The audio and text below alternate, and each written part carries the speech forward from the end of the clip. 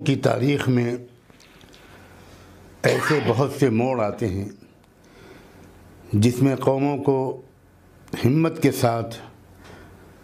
ظلم کے خاتمے کے لیے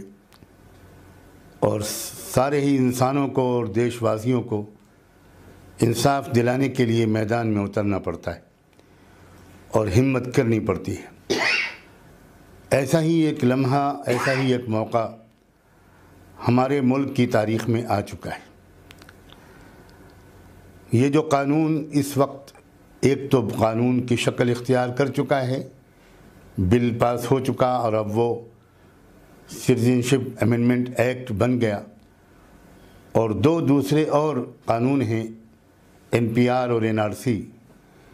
جو لوگ بھی ان قانونوں کی تفصیلات سے واقف ہیں ان کو اس میں کوئی شک نہیں ہے کہ یہ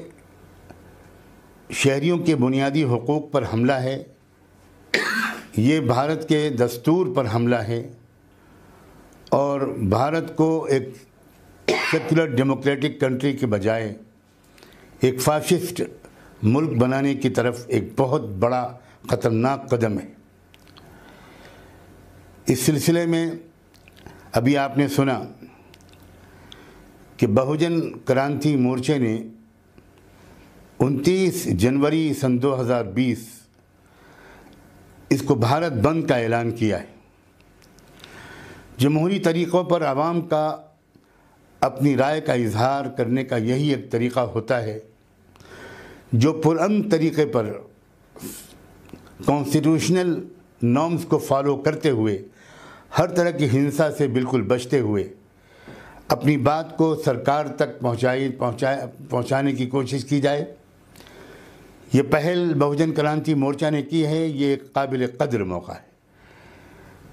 اور اس سلسلے میں ایک بہت اہم بات تمام مسلمانوں سے خاص طور پر اور اپنے SC ST اور OBC اور مائنورٹیز کے دوسرے تمام بھائیوں بہنوں سے یہ کہنا چاہتا ہوں کہ یہ بات ابھی ایک SC ST اور OBC تک نہیں پہنچ پائی ہے کہ یہ قانون صرف مسلمانوں کے خلاف نہیں ہے۔ اس کا جو نقصان مسلمانوں کو پہنچے گا اسی طرح کا نقصان، اور اگر ہم تعداد کو خیال کریں تو اس سے زیادہ نقصان SC ST اور OBC کے لوگوں کو، دیگر مائنورٹیز کو پہنچنے والا ہے۔ اور اصل میں یہ ایک تیاری ہے کہ بھارت پر اس کانسٹیٹیوشن کے بجائے منوسمرتی لاگو کی جائے، یہ اس کی پوری تیاری ہے۔ یہ موقع ہے بھارت بند کا کہ اس وقت صرف مسلمان نہیں، تمام مائنورٹیز اور SC ST اور OBC کے لوگ، ایک جوان، ایک بوڑھا، ایک مرد، ایک عورت، وہ اس بھارت بند کو کامیاب بنا کر یہ صاف پیغام دے کہ ہم سب اب جاگروک ہو چکے ہیں اور ہم سب ایک ہیں، اور ہم سب متحدہ آواز کے ذریعے سے ان قانونوں کو ریجیکٹ کرتے ہیں۔ اور جیسا کہ ابھی آپ نے سنا، یہ بات بھی کہی گئی اور بڑی دلچسپ اور اہم بات ہے کہ اگر آپ کو NRC کرنا ہی ہے تو آپ DNA کے آدھار پر NRC کریں، ہم اس کے لیے تیار ہیں، کیونکہ اس سے ثابت ہو جائے گا کہ ودیشی لوگ بھارت کے مول نواسیوں کو ودیشی قرار دے کر اب باہر نکالنے کی تیاری کر رہے ہیں۔ میں امید کرتا ہوں کہ یہ بھارت بند ملک کی تاریخ میں یہ ایک سنگ میل ثابت ہوگا، ایک مائل سٹون ثابت ہوگا، کیونکہ اس سے دیش کی جو اصلی میجورٹی ہے